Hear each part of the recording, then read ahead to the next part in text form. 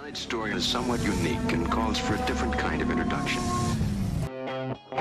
Police car! Today we are canceling the apocalypse! Wait a minute. You ain't heard nothing yet. And this is? Lilu Dallas Multipass. Frankly, my dear, I don't give a damn. Houston, we have a problem. Have you tried turning it off and on again? Gentlemen, you can't fight in here. This is the war room. Now, where was I? Welcome to another episode of Blokebusters. Yes, it's been a while.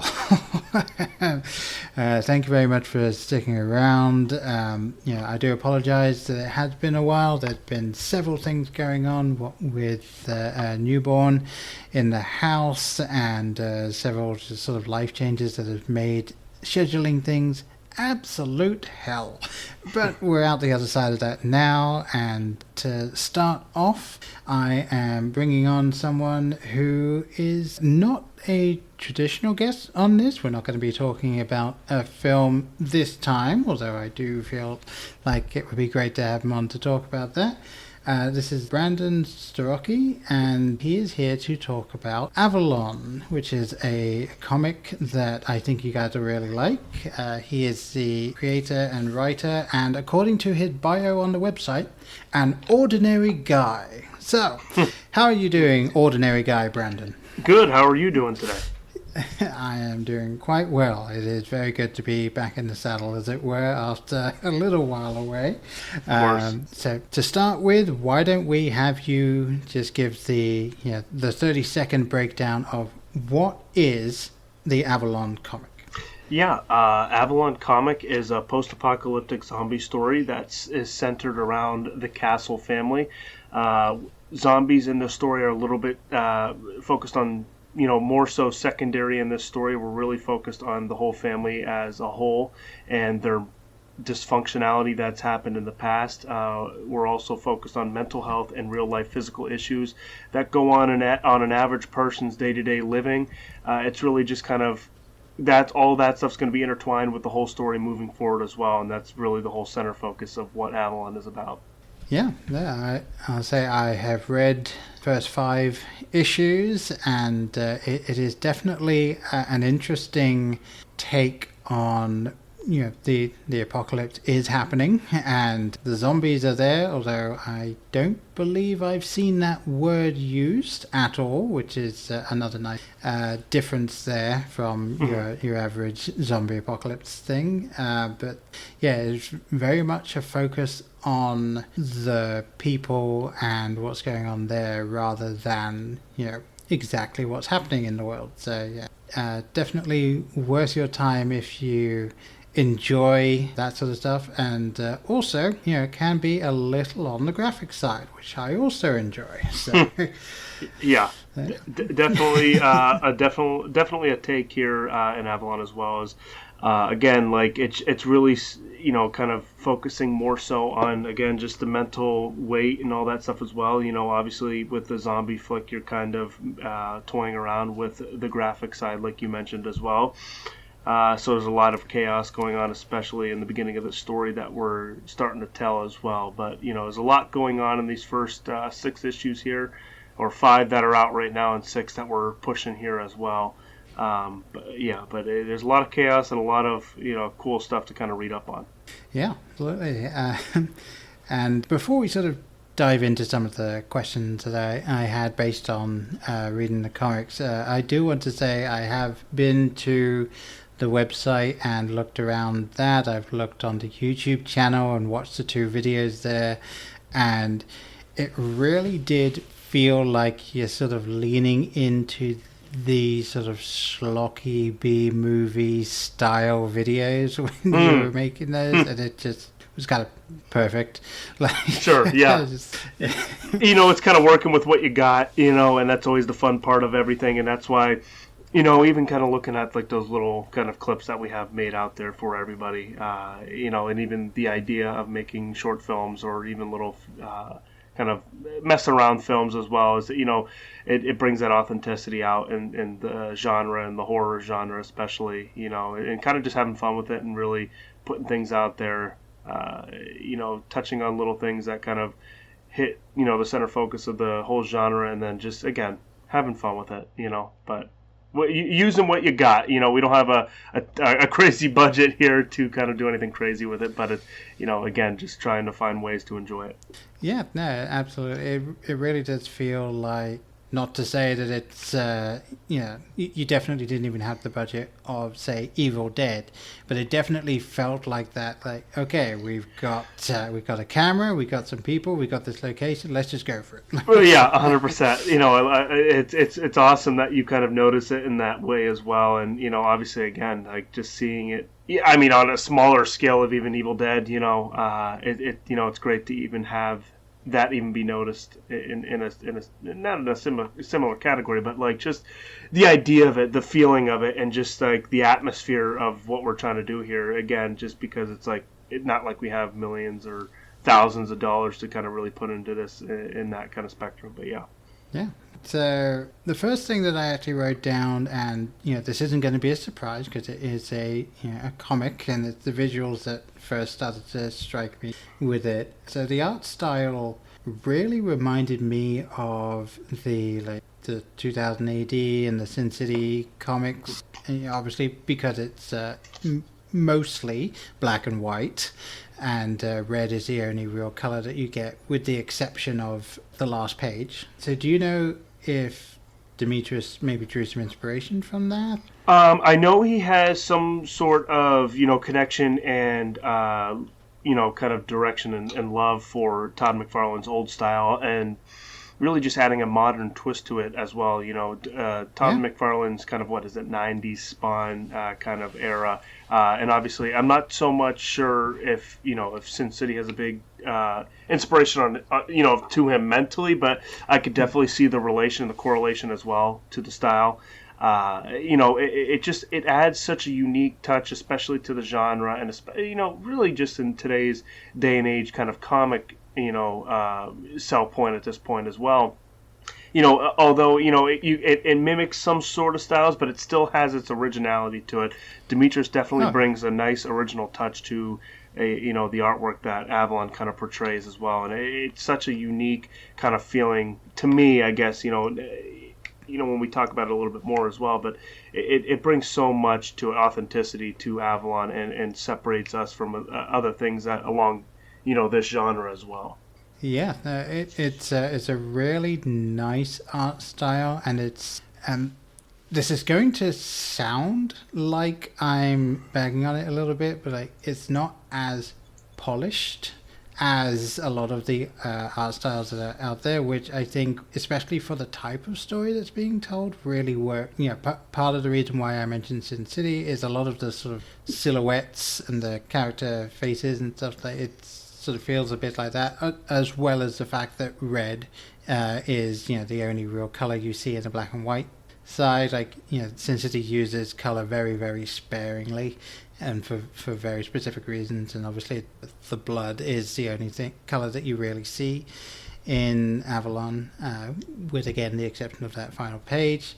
And then, you know, just the entire art style, I think, has that gritty realness that something like this story needs, just to really ground it into what's going on, and also to really bring home just how graphic some of the things that are happening are, because like it for want of a better word, grotesque at times. And I think that really works. Yeah, 100%. You know, I would agree with you on a lot of levels there as well.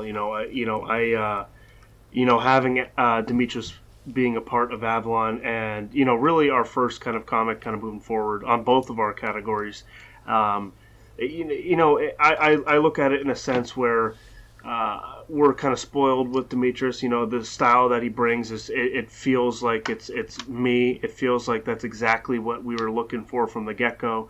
And it just kind of fell into our lap, and kind of searching and doing all the the research that we were looking for as well, and kind of like how Demetrius kind of just was there. And again, we're very blessed and lucky to have him be a part of this team, because again, the style that he brings, the grotesque style that you're talking about, the gritty style as well, it just fits this world in so many ways, and he just makes this world, he puts Avalon at a different level that it I would say wouldn't be a thing if he wasn't a part of this team. No, it's definitely a great choice and a really cool style for the story. And speaking of the story, actually, not an intended segue, but hell, I'll take it.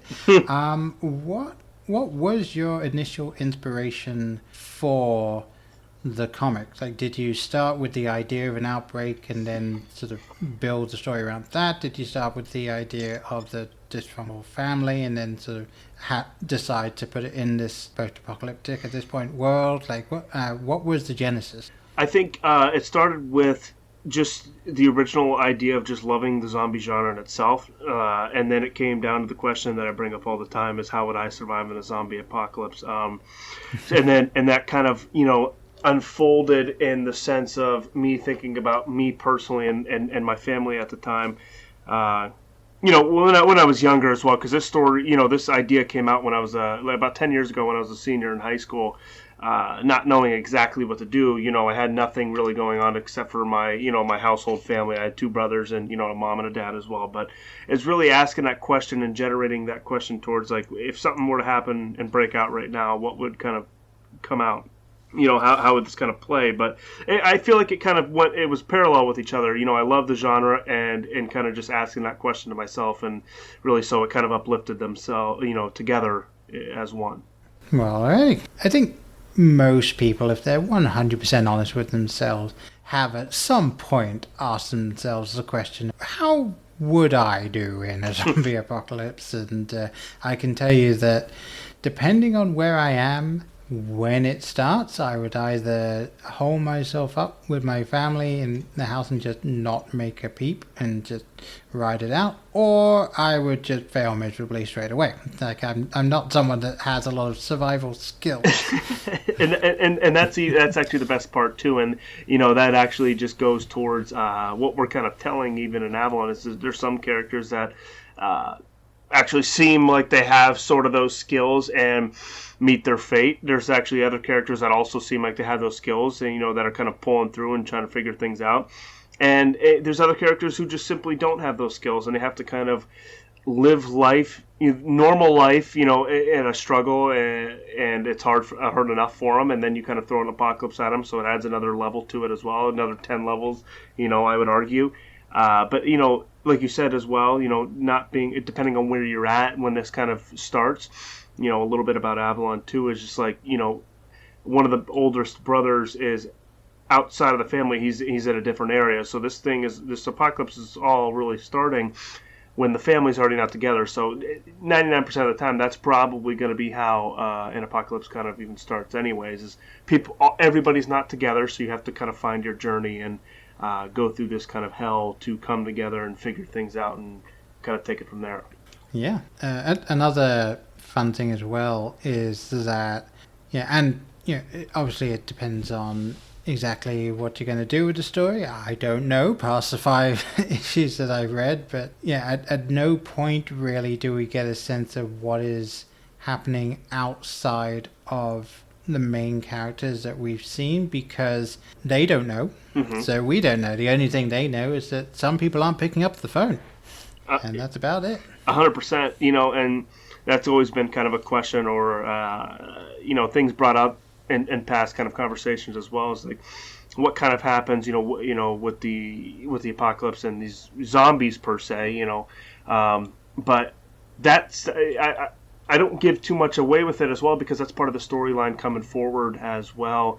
Like you just mentioned yourself, a lot of this, I mean, the key of the story is you're going to know as much as the family knows. You're not going to know any more, for that matter. You're going to kind of learn as the family learns what is going on, what is the issue here, why is this going on. All these things are going to start unfolding with issues to come, as well as the family kind of picks up on these little nuances and these little things kind of moving forward as well. Yeah, and I don't want to go too much more into the story itself, because I think people should go and get this comic and read it for themselves, as I won't ask too much about the story. I will ask something that I always wonder about whenever I see any of these comics that are coming out, like how long does it actually take you to write an issue of the comic? So it really depends. Since when we started this whole thing in the beginning, it took us a couple of years. Alan and I, when we were kind of first kind of messing around with the idea of Avalon before it was really titled Avalon, and all like the deep depths of Avalon as well. It took us a couple of years to figure out the why, what's going on, and so on, and what comes after as well. Because when I originally thought of this idea in high school, I had a general understanding of what I kind of wanted this family to kind of go through and who this family was, but we had to elaborate on it a little bit more. So we were trying to figure out all these things. So once we figured out everything we needed to figure out, the world, the depth, the characters, the realism, the infection, we wanted to know that before we continued it. It started to kind of just steamroll from there. Before, I think we released this in 2022. We started working on this in 2018, 2019-ish kind of time frame. So it took us a few years to kind of perfect it in the way that we wanted it to be perfect, and then kind of just take it from there. Like I kind of mentioned already, issues kind of just like steamrolled from there. As we kind of write it, it kind of just falls into place. And with season 2 right now, we're kind of we had a general scope of what season 2 is, but now that another writer, Bill Dalton, is helping me right now. As we're kind of getting into the nitty gritty of everything, it's again just steamrolling from there. As soon as we kind of get the ball rolling, it just kind of keeps going from there. All right. Yeah, it's always something that has fascinated me with that stuff, because I am one of those people that I typically don't have too many ideas that are like, this is the idea and I'm going to build on that. I'm definitely more of a person who, if you give me something, I can take that and run with it. Mm-hmm. So like, it always fascinates me to talk to creative people like yourself, who are the people that do create this stuff.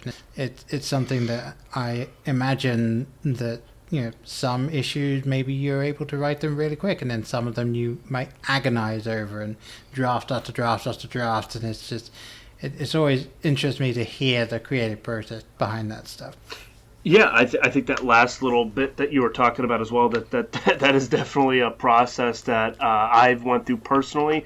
I can't speak for anybody else as well, but I'm assuming this similar kind of process where it's just like you kind of sit there, some issues kind of just fly by, and like you just, literally word for word for what you just said. In some issues, you kind of sit there and you're like, why isn't this kind of doing what I thought it was? Like, it has the ideas, but why isn't it coming together like I thought it would? But then again, like, as time goes by, I've learned that it kind of just unfolds as time goes by, and you start to figure things out as you kind of talk about it. Because at this point, I'm pretty comfortable with who these characters are that we have currently. Obviously, there will be more characters to come, but these characters that we have that are shown right now, I'm pretty comfortable with who they are, what they're doing, what their motive is, and it's really just letting the world kind of dictate what happens to it. And I've said in interviews in the past where we try to stay away from actually dictating the fate of the characters, and really letting the world and all that kind of stuff dictate it for us, and it's kind of hard to explain, like, the process, I guess, and that, but it's just really, so what I mean, I guess, kind of, is like, we're not going to be like, okay, so-and-so dies this season, or so-and-so does this, this is going to be a good plot for the story. When it feels right that a character should kind of go out, and it feels like the world kind of dictated that's where we're going to kind of just move it. Even if we believe, okay, this character seems like it could have, they could have had a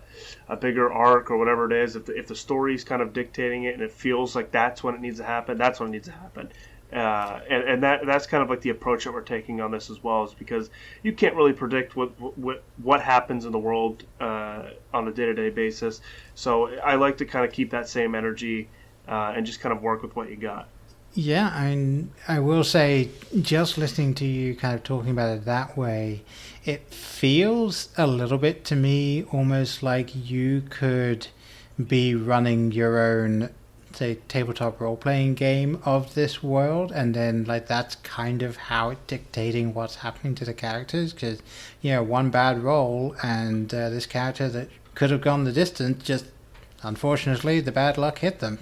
Right, I think you just hit it right on the head there too, and I think that's just the perfect way of explaining it too. It's just like you said, one bad roll and it's over, and again, no fault to nobody. It just seems like if the world ends up kind of dictating that again, like you can't predict how the kind of world, what happens and who, sometimes fate is fate, and so we kind of keep that energy in the writing room. Yeah, and that's cool.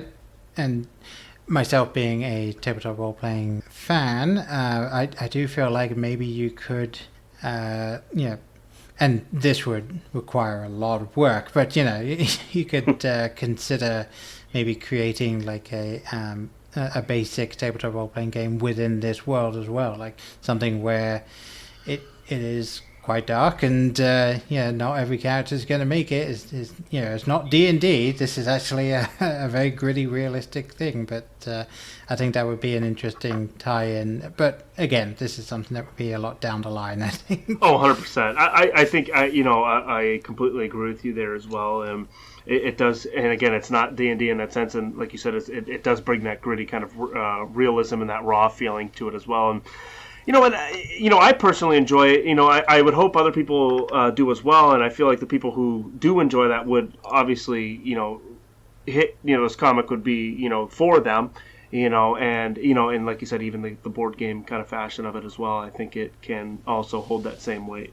Yeah, no, absolutely. Just switch gears a little bit here. I did also see on the website that you guys tend to go to a fair number of Comic-Cons and things like that. In fact, you're even going to be at one about 2 hours from me next month. How long have you been attending Comic-Cons and things like that? And not necessarily specifically with Avalon, but just in general. Really, since we released Avalon. I never really went to cons before, as fans. I never was like kind of, and actually, the weird part of it all is like I never was really into comics. I always liked your standard comics. I got The Walking Dead, back then. I read your Batmans and things along that nature as well. But I wasn't like your typical comic person until I really started writing the comics with Avalon here. And then once I started kind of doing that and falling into this category as well is when I really started to pick up the love and desire for reading comics and the world that comes with the comics, the Comic-Cons and etc. But we, the year before we released is when we kind of went to Alan and I went to our first Comic-Con each to kind of see what, the nature was and figure out what's going on. And then that following year is when we kind of attended the con as, I guess, as in the Artist Alley and with having our own booth. And every year after that as well is when we kind of slowly expanded our radius as well, kind of going to different places and different unique places that we haven't been there with Avalon or myself as well. So it's kind of been a cool, interesting experience since Avalon and kind of getting to know different people in this kind of world that I never thought I would meet in a million years, because I never, not that I didn't know existed, but I never like just put time into it or effort into it until now. And it's been such an amazing, great experience for me personally. It just, it's awesome to kind of see different, worlds, different kind of ideas, all these different things and talking to different people as well. It's been an awesome, unique experience for me. Yeah, no, I can only imagine. I frustratingly have not been able to get to a Comic-Con. It's something that I wouldn't mind doing, but just the stars have never aligned for that. However, I do know that Comic-Cons can be fun but also weird thing to be at. So with that being said, what has been the strangest interaction you've had at a Comic-Con? I mean, I wish I had something for you. I really haven't had anything off the walls for me personally. I know they can get a little dicey at sometimes as well, but for me personally, all the events that I've been to, and all the people that I've had interactions with as well have all been kind of great. You get to chat with people. They ask about your stuff.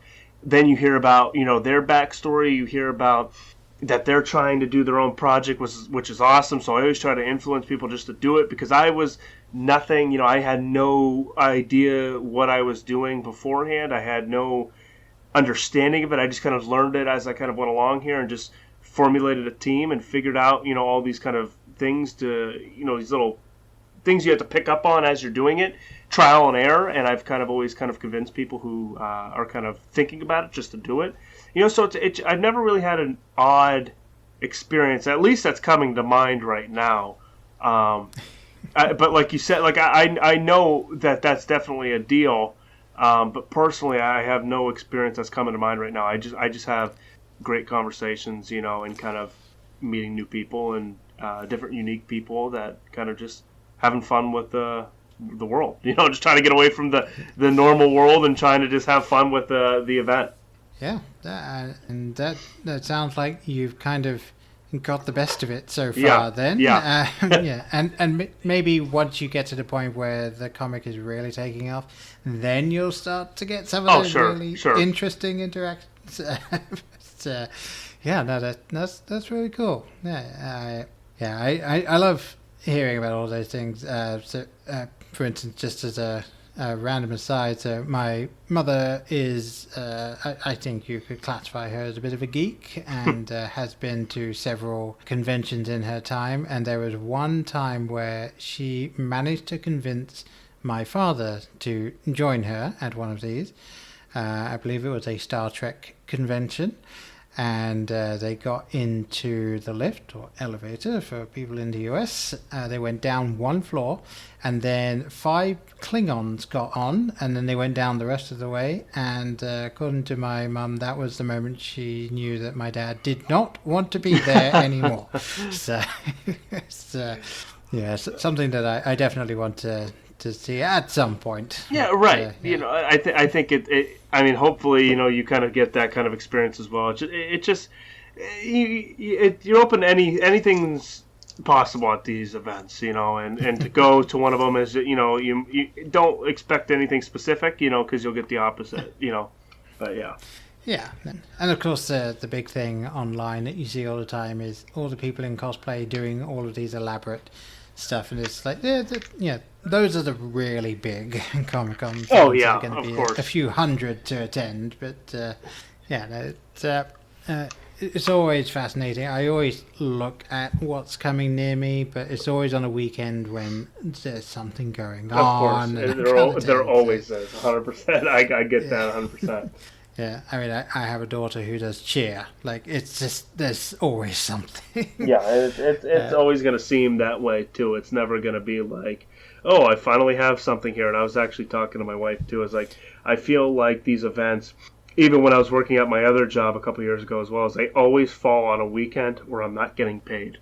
It just finds a way to find a weekend that I'm not getting paid on. So I can't, like, you know, enjoy and be like, oh, hey, I'll buy your stuff, you know, because I like the, you know, the art you're doing or whatever, and kind of go to other vendors as well. It just, somehow it always finds that way, and it drives me nuts. But I feel like there's never a perfect time. Yeah. And like I was saying, like, I know at some point I'll go. It's just probably going to be something where, like, maybe when my daughter is old enough and she's just a little bit interested, I'll finally get my chance to go and see.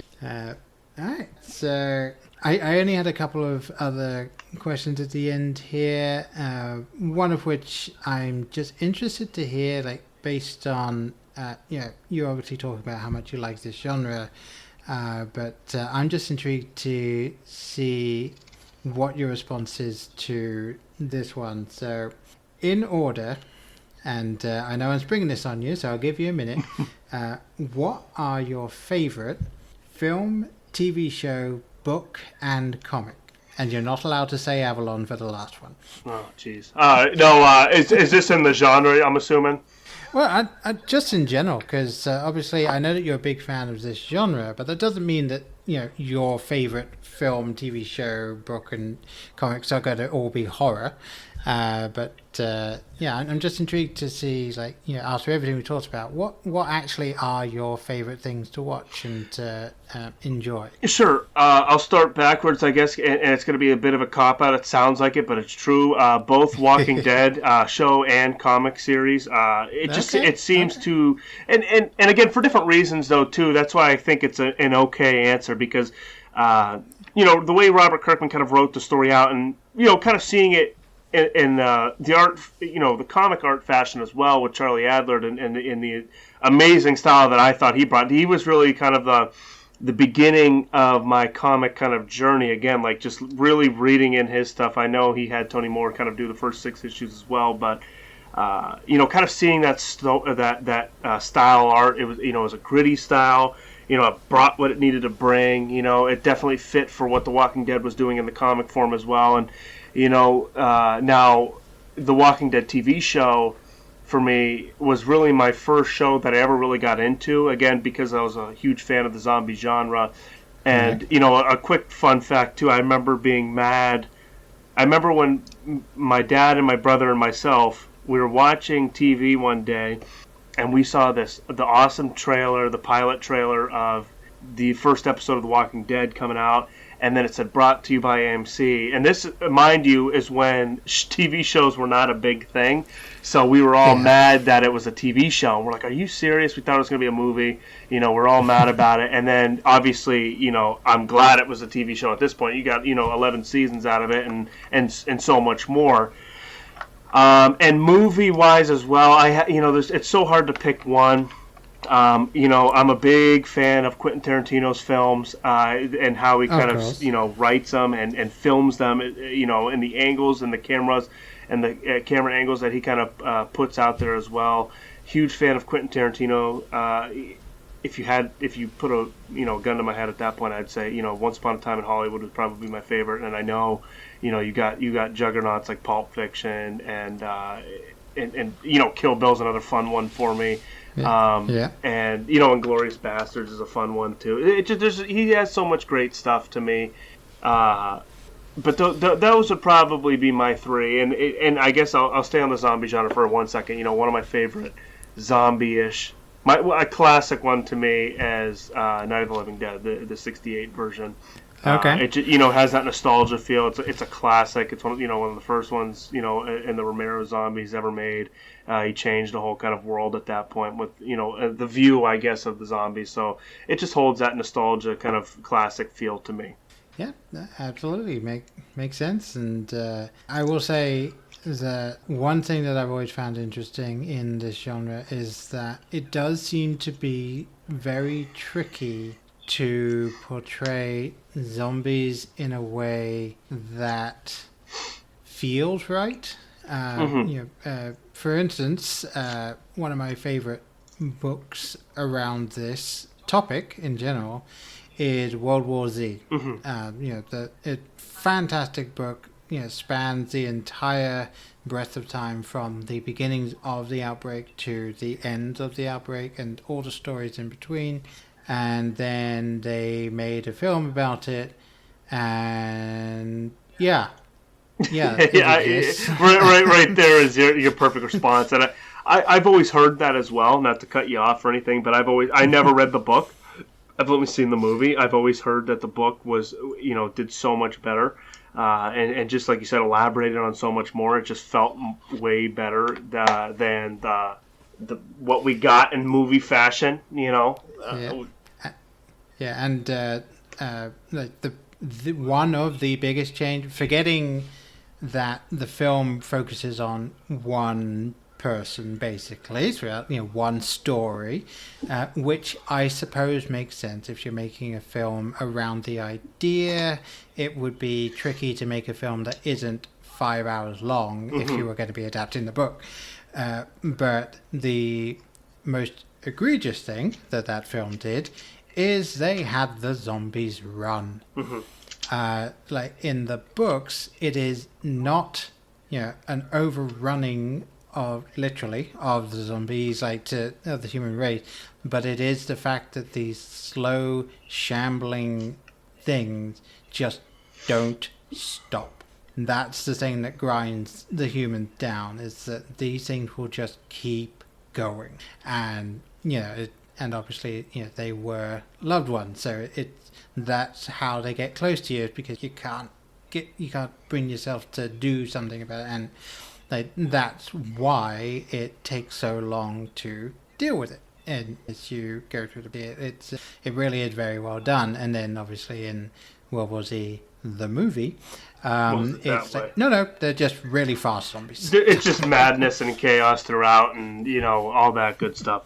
No, I definitely get that too, and I admire hearing that aspect of things as well, and that's kind of the again, speaking because I've never read the book of World War Z as well, but right. I've always thought that was missing in the cinema world, I guess, I could speak of, and that's one of the big reasons why we're here now with Avalon, too, is just like allowing these characters to actually feel, this person that is obviously now a zombie slash, in their eyes, like a crazy sick person, this was a person. This is a shell of an individual that you knew and loved.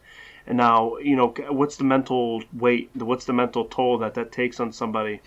And really that PTSD factor of things, because people, PTSD doesn't need to be like a really, really, really crazy thing. It could just be, something that just simply impacted an individual that, might not impact another, but that PTSD can stick with somebody forever, or just, a small time as well. But it's really kind of gathering that mentality and bringing that into this genre as well, and really articulating the way that could kind of affect somebody's day-to-day living, especially in a post-apocalyptic world.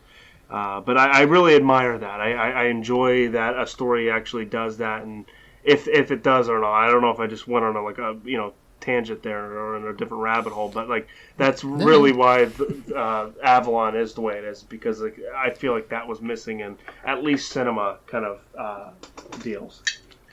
Yeah, and one thing that I was thinking a little bit about as well is what is it that the stories kind of it was almost doing that thing where you're reading it and you go, this reminds me of something, but what is it? And just talking about the World War Z film and how there's elements that are missing and things like that. I think I've just figured it out, and it's a bit of a weird one, but imagine if you had added more humor into the comic. I feel like it would feel very much like Shaun of the Dead.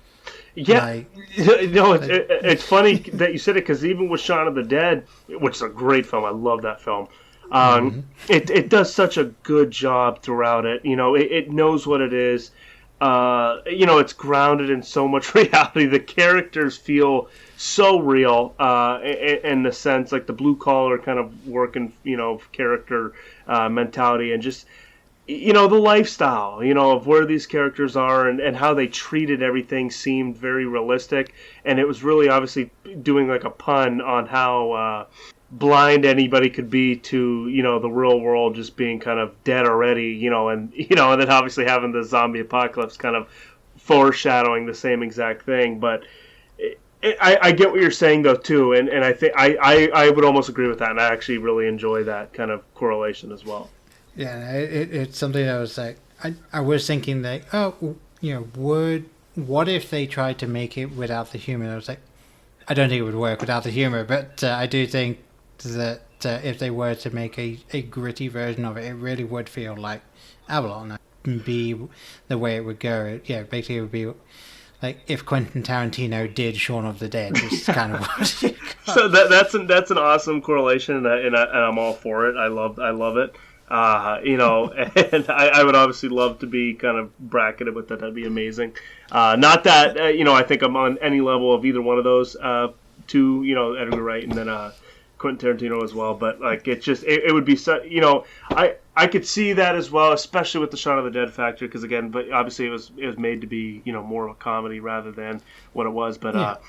But I get that, because like I said, it has that gritty kind of feel to it. It has that realistic, raw feeling to it as well. The characters felt authentic and real and raw as well. It didn't seem fake It all seemed like it was just real life, and that's the kind of the best approach that I could say that with Avalon. We're just trying to make these characters feel real. Not everybody's the hero. Things that you kind of, with World War Z, the movie, I guess, Brad Pitt, of course, not everybody's going to be Brad Pitt, and, you're not going to have the amazing looks, the talents and the skills, and just just getting through the whole story like Brad Pitt would, or even, again, Rick Grimes for that matter, being a huge fan of the Walking Dead even, like, not everybody's going to be the Rick Grimes, so...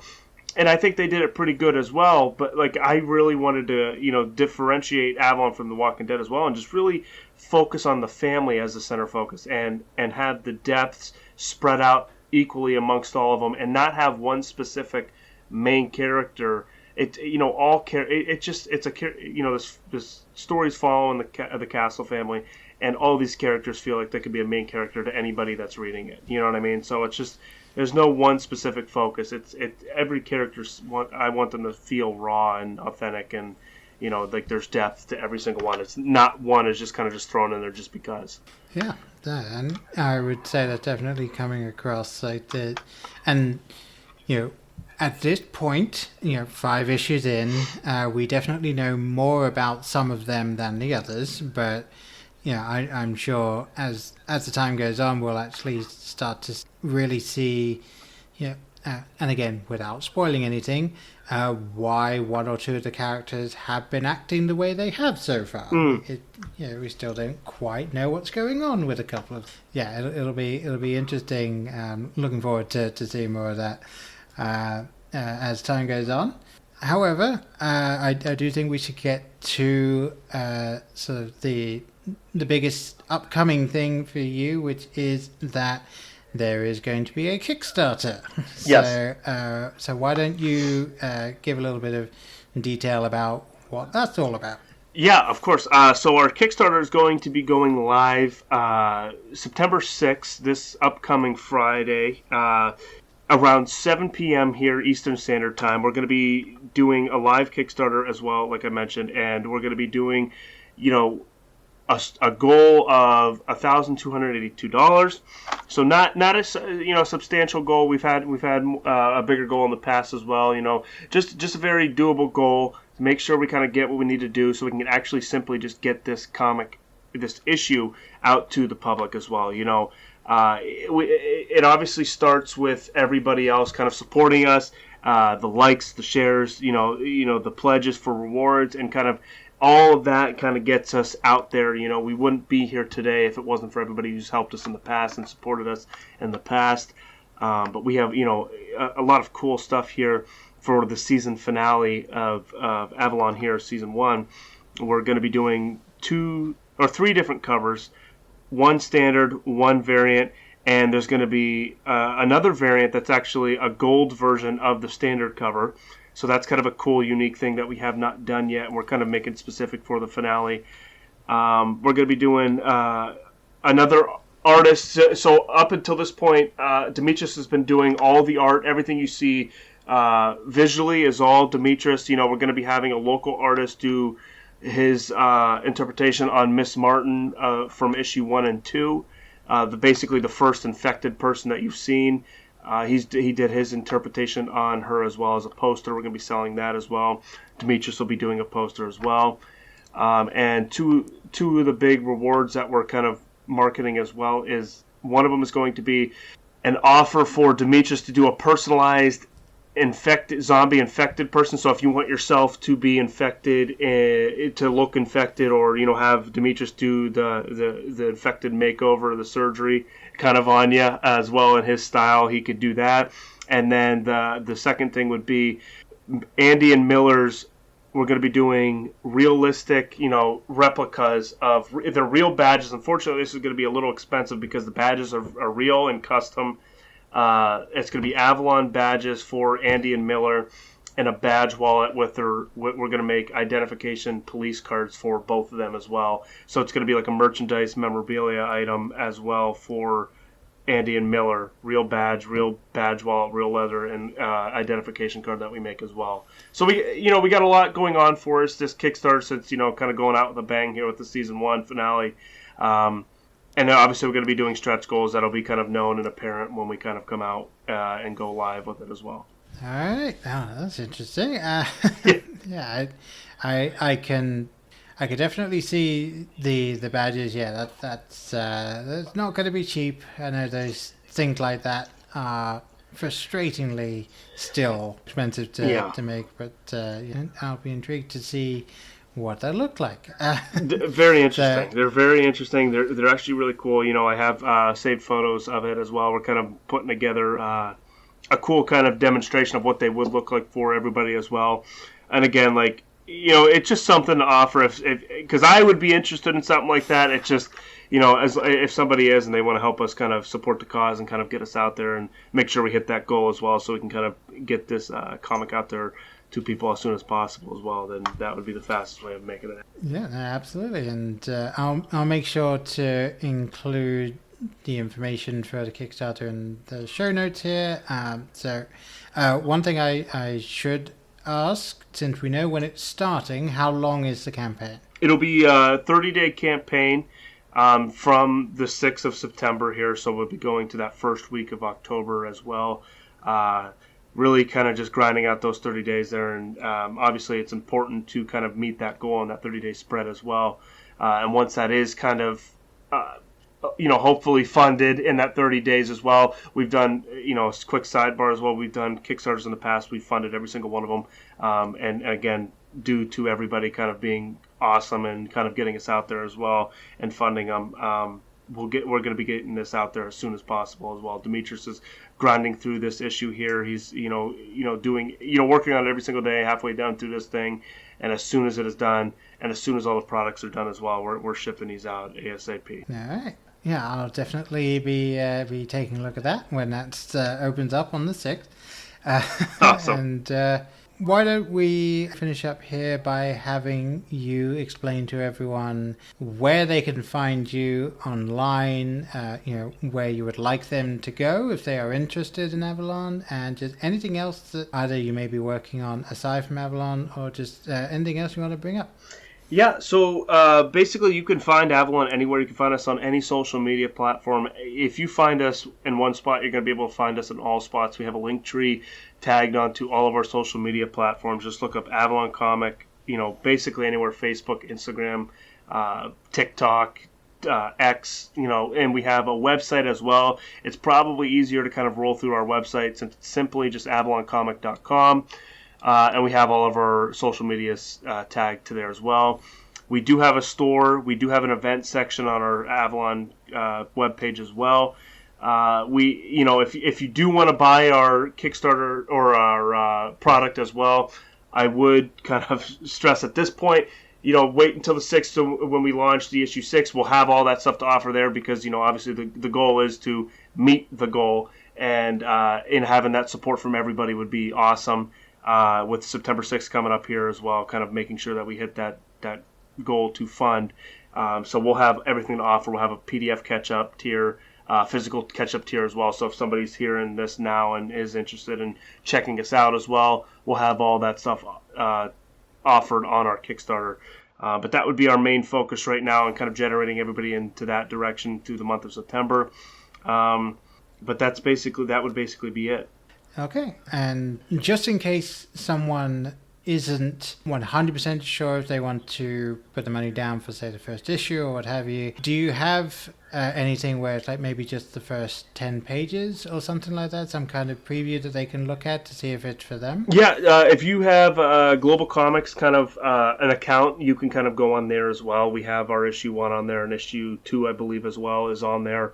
If you have an account, I'm pretty sure if you have an account, it's pretty much the first issue is free of charge. So if you wanted to kind of get it, to kind of see what you're getting into here, we offer that as well. If you're kind of correspondent with Global Comics there as well. So other than that, we do offer a cheap PDF per issue on our website as well.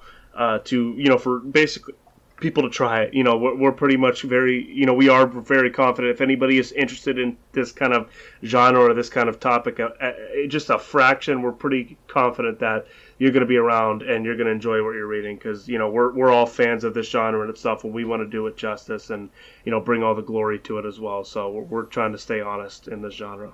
Yeah, no, absolutely. And it's like I said, going into your store, the PDFs are very reasonably priced. Yeah. For what they are. But like you said, maybe wait until the Kickstarter's out. See if you want to check it out on there first. Yep.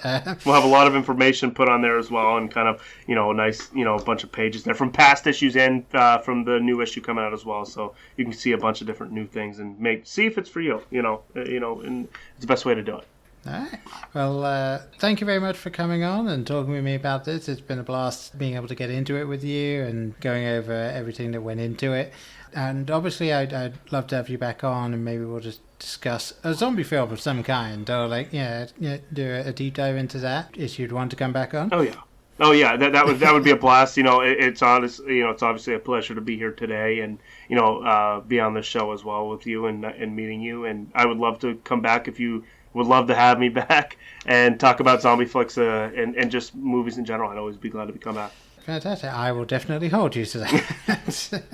All right. Well, you went over where people can find you, and if people are interested in talking with myself or looking into what we have, you can go to blokebusters.com, look at our other episodes. You can find us on Facebook, Instagram, and Twitter/X, whichever name you decide to use for that.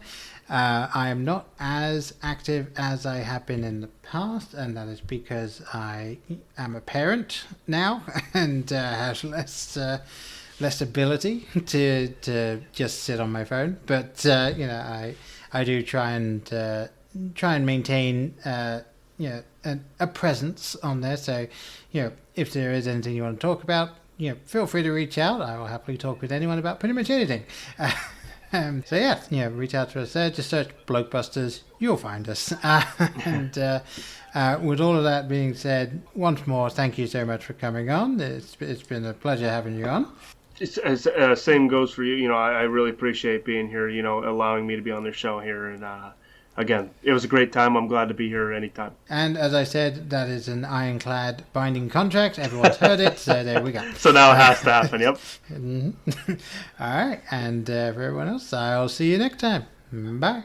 In case I don't see you, good afternoon, good evening, and good night. Hang on a minute, lads. I've got a great idea. Louis, I think this is the beginning of a beautiful friendship. You're still here? It's over. Go home.